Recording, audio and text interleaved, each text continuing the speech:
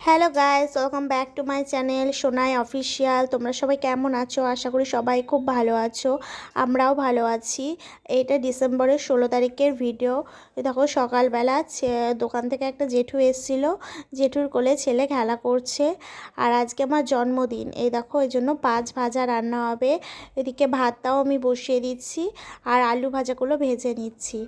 আর ওই দেখো দোকান থেকে বললাম তো জেঠু এসে ছেলেকে নিয়ে রয়েছে। ছেলে ওই যে বাজারের লোকগুলো দেখছে আর ওই জেঠুর কাছেই রয়েছে।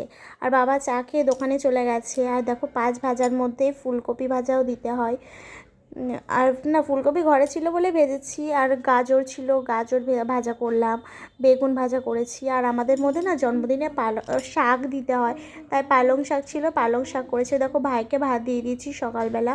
আর বোনের ভাত বেড়ে নিয়েছি। মুগের ডাল রান্না করবো। এই দেখো মুগের ডালটা এর জন্য ভেজে নিচ্ছি। আর মুগের ডালটা একটু ভেজে নিলে না ভালো হয়।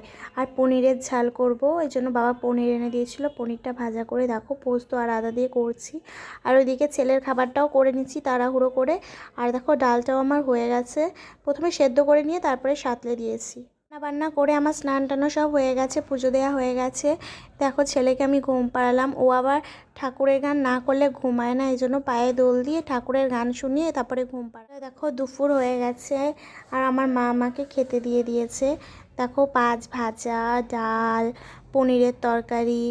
আর মা এসে পায়েসটা করেছিল আর স্যালাড, 5 রকমের মিষ্টি, দই। পায়েসটা খেতে না খুব ভালো হয়েছিল। মা করেছিল, আমার খেতে খুব ভালো লেগেছে। আর দেখো প্রদীপ ধূপ জ্বালিয়ে দিয়েছে।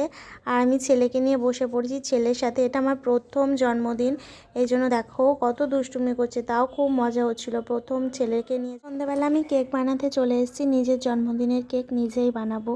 দেখো ওই ডেস্কির মধ্যে না বালি দিয়ে নিচ্ছি। বালি দিলেও হয়, লবণ দিলেও হয়, তারপরে গরম জলের উপর বসালেও হয়। আর এখন কেক আনার তো সময় নেই, এই জন্য ভাবলাম একটু বাড়িতেই বানিয়ে নিই। তো দেখো আমার ভাই ভিডিও করে দিচ্ছিল।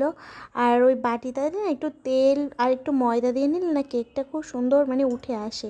আর দেখো ব্যাটারটা ওর মধ্যে হালকা বেকিং সোডা আর বেকিং পাউডার দিয়েছিলাম।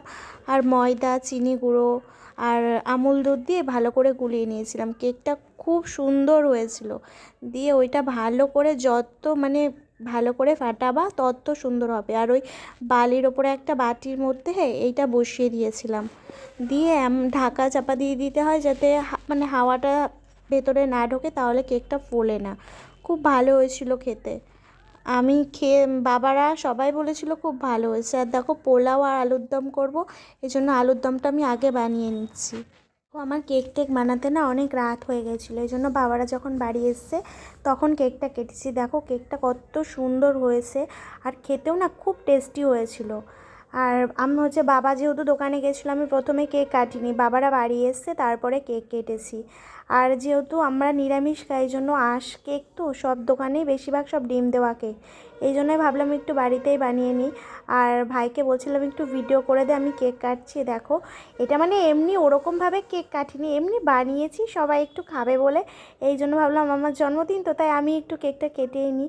এই জন্য দেখো ছুরি দিয়ে একটু কেটে নিচ্ছি। আর দেখো নিজে কেটে আগে নিজেই প্রথমে খেয়ে নেব, কাউকে দিইনি। আগে আমিই টেস্ট করেছি যে কেমন হয়েছে, খুব সুন্দর হয়েছিল। একটু আর যখন সকালবেলাও আমি একটু খেয়েছি, সকালবেলাও পুরো কেকটা পুরো নরম ছিল।